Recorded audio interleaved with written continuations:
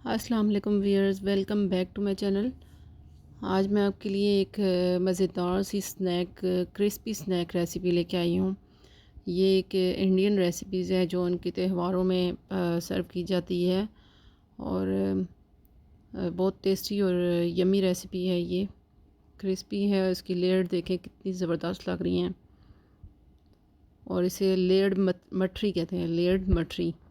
ये वीडियो जो है इसका ड्यूरेशन ज़रा लॉन्ग हो गया है मेरी नॉर्मल वीडियो से ज़्यादा, ताकि मैं आपको इस वीडियो में जो है वो डिटेल से बता सकूं कि ये बनाई कैसे जाती है और इसकी जो क्वांटिटीज़ हैं इसमें इंग्रेडिएंट्स की, वो भी आप अच्छी तरह नोट डाउन कीजिएगा और वैसे ही बनाइएगा जैसे मैं बना रही हूँ, ताकि आपकी भी ऐसे ही लेयर्ड मठरी बने। बिल्कुल फूल की कली की तरह इसकी शेप है। बहुत मज़ेदार सी रेसिपी है। चले आइए बनाना स्टार्ट करते हैं। तो यहाँ मैं 3 कप मैदा ले रही हूँ, उससे मैं स्ट्रेनर में छान रही हूँ। अच्छी तरह मैं इसे छान के तो इस पे बाकी अज़ा ऐड करूँगी। ये मैप वाला जो कप है मैंने वो यूज़ किया है। 1 कप है, ये देखिएगा। मैं तीसरा कप डाल रही हूँ अब मैं, और इसमें ये हाफ़ टी स्पून मैंने नमक ऐड किया है और ये हाफ़ टी स्पून मैंने अजवाइन ऐड की है इसमें, और मैंने इसमें थोड़ा सा काली मिर्च का पाउडर भी ऐड किया था जो क्लिप मुझसे मिस हो गया है। और ये 4 से 5 बड़े खाने के चम्मच मैंने घी ऐड की है। आप देसी घी भी ऐड कर सकते हैं, अगर नहीं है तो आप दूसरा घी जो खाने पकाने में यूज़ होता है वो ऐड कर लें। और देखिए अच्छी तरह मैं इसे हाथों के साथ मसल रही हूँ ताकि ये मैदे के साथ घी जो है वो अच्छी तरह मिक्स हो जाए। बहुत अच्छी सी इसकी सॉफ्ट सी डो हमने बनानी है, लेकिन उससे पहले तमाम अज्जा को हमने मिक्स करना है। और ये देखें अभी इसकी जो है ये डो अच्छी नहीं बनी है और हमने इसमें थोड़ा सा घी और ऐड करना है। 1 टेबल स्पून मैंने और ऐड किया है इसमें। और इसकी डो को अच्छा वो रेडी करने के लिए हमने इसको इस तरह देखना है कि ये देखें मैं मुट्ठी बनाऊँ तो ये टूटे ना आराम से। ये देखिए मैं मुट्ठी बना रही हूँ और ये नहीं टूट रही है। अब इसमें बहुत ज़्यादा भी घी डाल देंगे तो तब भी ये डो अच्छी नहीं बनेगी, इसलिए इतना ही घी डालिएगा जितना मैंने ऐड किया है। अब मैं इसमें थोड़ा थोड़ा करके पानी ऐड करूँगी। 3 कप मैदा में मैंने ये टोटल मैप वाला ही 3 कप मैदा में 1 कप ये जो है पानी यूज़ किया है।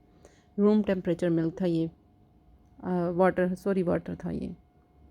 और 1 कप ही मैंने ऐड किया है इसमें। बहुत ज़्यादा ढीली आपने इसको डो को नहीं गूँधना है, थोड़ा सा नरम हो और थोड़ा सा सख्त भी हो।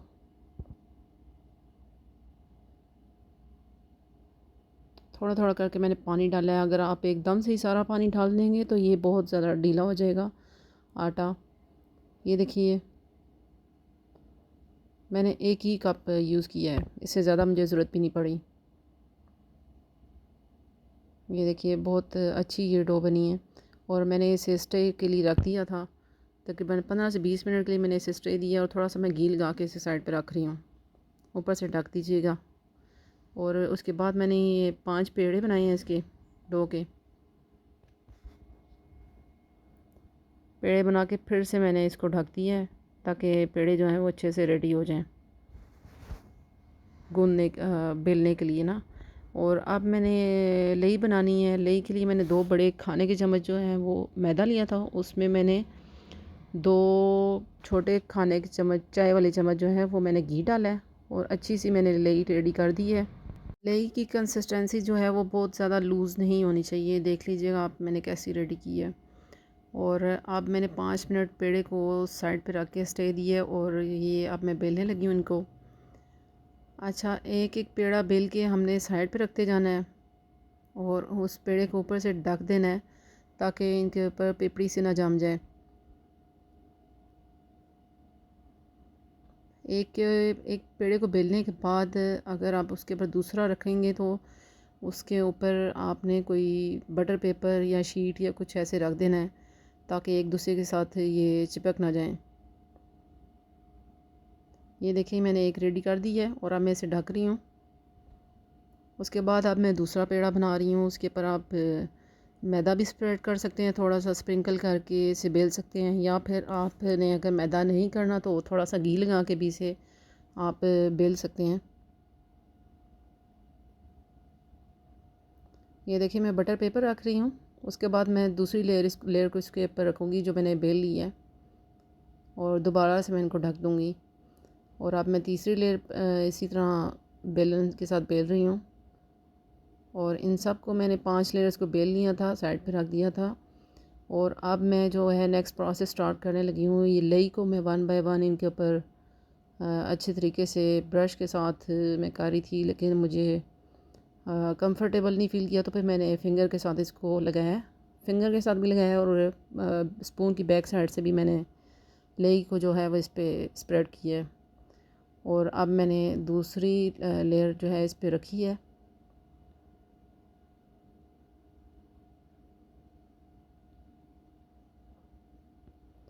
दूसरी लेयर पे भी हमने लेई की ऐसी कोटिंग करनी है।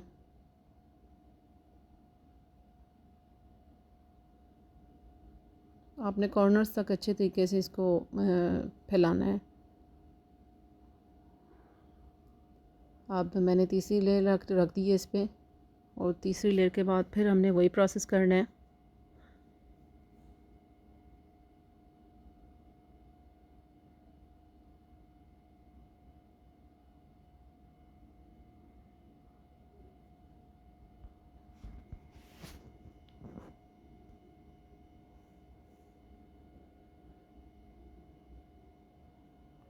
और ये फोर्थ लेयर पे हमारी लास्ट लेयर है, इसी पे हमने ऐसे ही लगा देनी है लेई, और हमने लास्ट लेयर को इस पे रख देना है।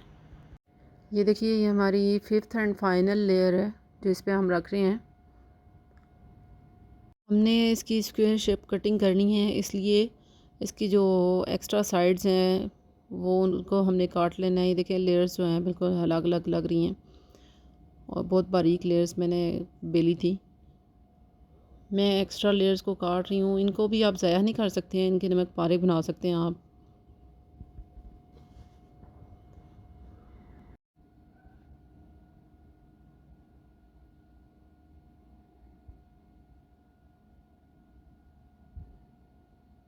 ये देखें ये हमारी जो है स्क्वायर शेप रेडी हो चुकी है।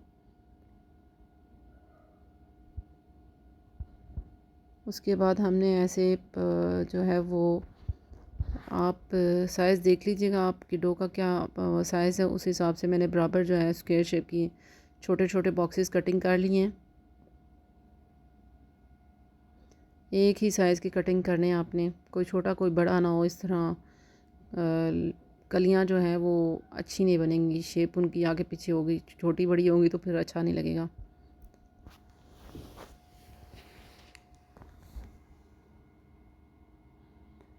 ऐसी ही तिकोनी शेप आपने भी कटिंग करनी है लेड बनाने वाली कली के लिए।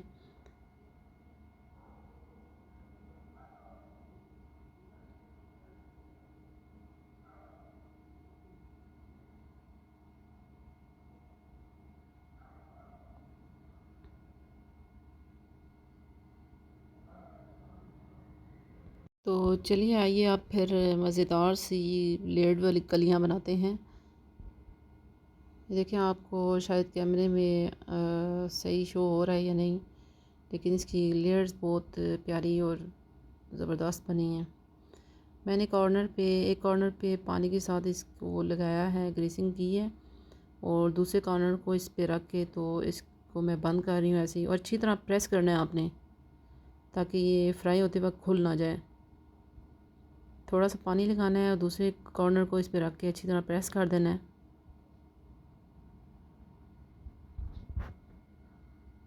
ये देखिए लेयर्स।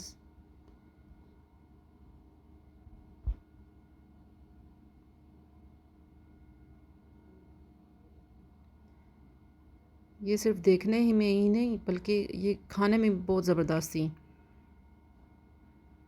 बहुत ही ज़बरदस्त क्रिस्पी स्नैक है, ज़रूर बना के इसे ट्राई कीजिएगा आप, और मेहमानों को ज़रूर पेश कीजिएगा। इंशाल्लाह सबको ज़रूर पसंद आएगी। आप देख सकते हैं ये सब इकट्ठी पड़ी हुई कितनी खूबसूरत और ज़बरदस्त लग रही हैं।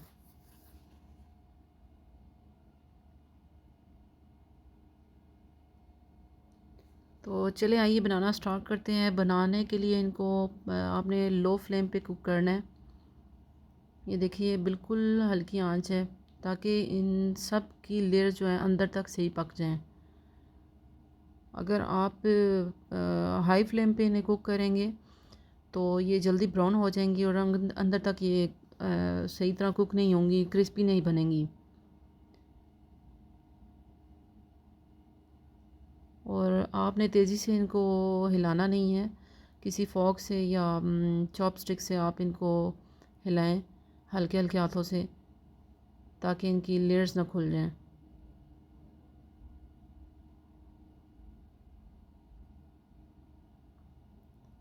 स्टार्ट में ही थोड़ा थोड़ा सा ऐसे हिलाएं, वरना तो बाद में जब ये थोड़ा सा गोल्डन होना स्टार्ट होती हैं तो फिर तो कोई इशू नहीं है, आप हिला सकते हैं जैसे मर्ज़ी चमचे से या जिस तरह भी। ये देखिए ये फ्राई हो चुकी हैं, बहुत अच्छी लेयर्स फ्राई हुई हैं इसकी।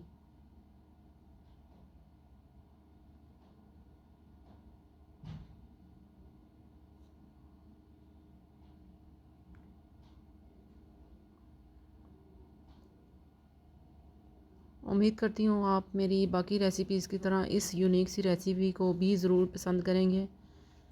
ये देखिए मैं इसको मुट्ठी में तोड़ के बता रही हूँ आपको किस तरह ये दाना दाना हो गई है, बहुत क्रिस्पी बनी है ये। ज़रूर इस रेसिपी को अपने मेन्यू में शामिल करें और मुझे कमेंट बॉक्स में ज़रूर बताइएगा कि आपको ये रेसिपी मेरी कैसी लगी। प्लीज़ मेरी रेसिपीज़ को फुल वॉच किया करें और लाइक ज़रूर किया करें। Thank you so much.